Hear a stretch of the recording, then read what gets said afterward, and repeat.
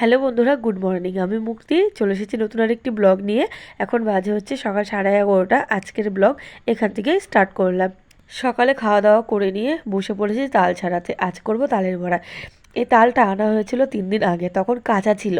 তালটা কালকে বড়া করা যেত, পেকে গেছিল, কিন্তু আমি করিনি। তোমরা হয়তো আমার কথা শুনে বুঝতেই পারছো, আমার প্রচণ্ড পরিমাণে ঠান্ডা লেগেছিল। তার জন্য আমার কিছুই করতে ভালো লাগছিল না। জন্মাষ্টমীর দিন ভেবেছিলাম এই তালের বড়া করে ঠাকুরকে দেব, কিন্তু আমার শরীরটা সেদিন খুবই খারাপ ছিল, তার জন্য আর করতে পারিনি। ওই পায়েস রান্না করে কিন্তু ঠাকুরকে আমি দিয়েছিলাম। এই তালটা যখন আনা হয়েছিল তখন কিন্তু কাঁচা ছিল। 3 দিন পর এই তালটা পেকেছে, আর আজ বড়া করে নিচ্ছি। অনেক কষ্ট করে এই তালগুলো কিন্তু আমরা হাতে পেয়েছি। পুনেতে এসেছি আমি আজকে 4 বছর হতে চললো। এখানে একদিনও কিন্তু আমি এই তাল দেখিনি। তো কোনোবারই তালের বড়া খাওয়া হয় না। তো এখানে একজন বাঙালিওয়ালা সবজি বিক্রি করে, কলকাতা থেকে নিয়ে আসে, এখানে বিক্রি করে। তাও আমাদের এখানে না, আমরা যেখানে থাকি সেখান থেকে প্রায় 2 ঘন্টা মতো দূরে। তো এখান থেকে আমাদের এক ফ্রেন্ড ওখানে ওর মেয়ের ডাক্তার দেখা যায়, সেখান থেকে ও আমাদেরকে এই তাল এনে দিয়েছে। এর আগেও কিন্তু একদিন এনে দিয়েছিল।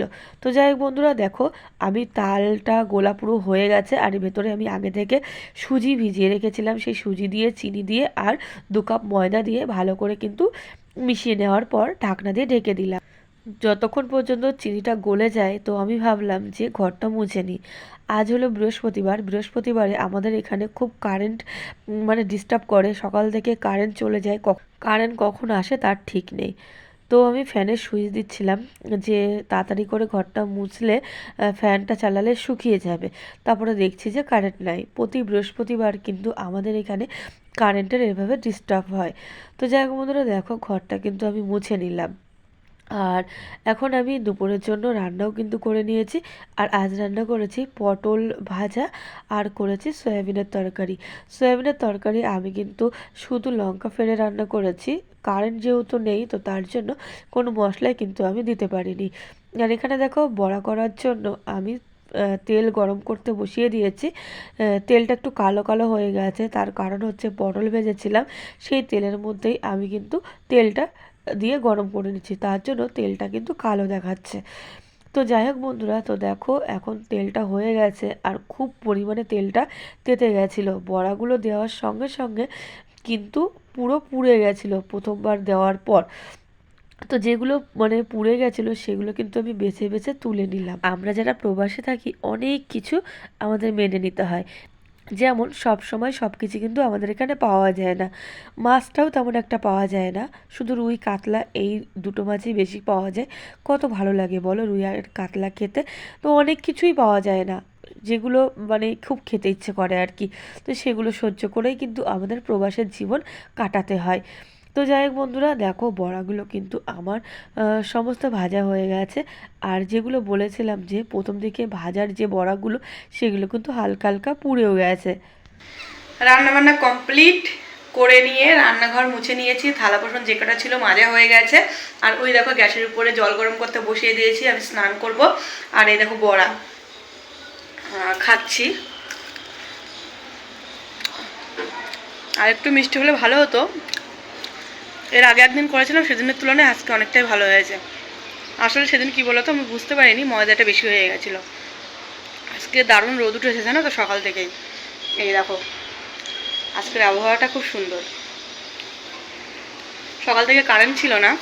আজ বৃহস্পতিবার, বৃহস্পতিবারে এইভাবে কারেন্টটা না জ্বালায়। তো চলো বন্ধুরা, স্নান করে নিয়ে তারপরে দেখা হচ্ছে। আজ হলো বৃহস্পতিবার, ঘট পাল্টালাম। বরকে বলেছিলাম ফুল নিয়ে আসতে, ফুলের সাথে দুব্বও এনেছে। এতদিন দুব্বো পাওয়া যেত না, কিন্তু এখন একটা নতুন দোকান হয়েছে, সেই দোকানে দেখছি দুব্বো, তুলসী পাতা সমস্ত কিছুই ফুলের সঙ্গে বিক্রি করছে। তো বরকে বলেছিলাম ওই দোকান থেকেই প্রতি বৃহস্পতিবার বৃহস্পতিবার আমাকে ফুল এনে দেবে।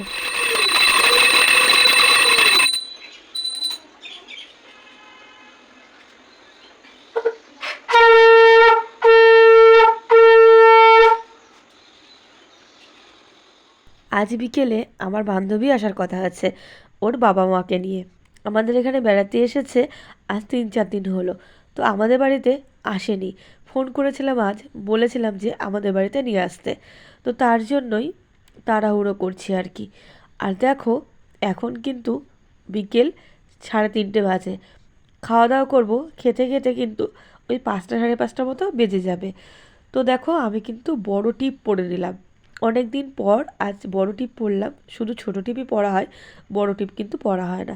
আর তোমাদেরকে কান দেখালাম, তার কারণ হচ্ছে আমি একটা টপ কানের পরেছিলাম, সেই টপ কানেতে আমার কানটা কেটে গেছিলো। এবার এদিকে আয়। এই যে আমাদের তুলিকা রানী, এইটা হচ্ছে আমাদের মেসোমশাই, আর এটা হচ্ছে আমাদের সুন্দরী মাসিমা, মানে এই যে গোলু গোলুর মাম্মি, আর এটা তো আমার যা, তোমরা সবাই জানো।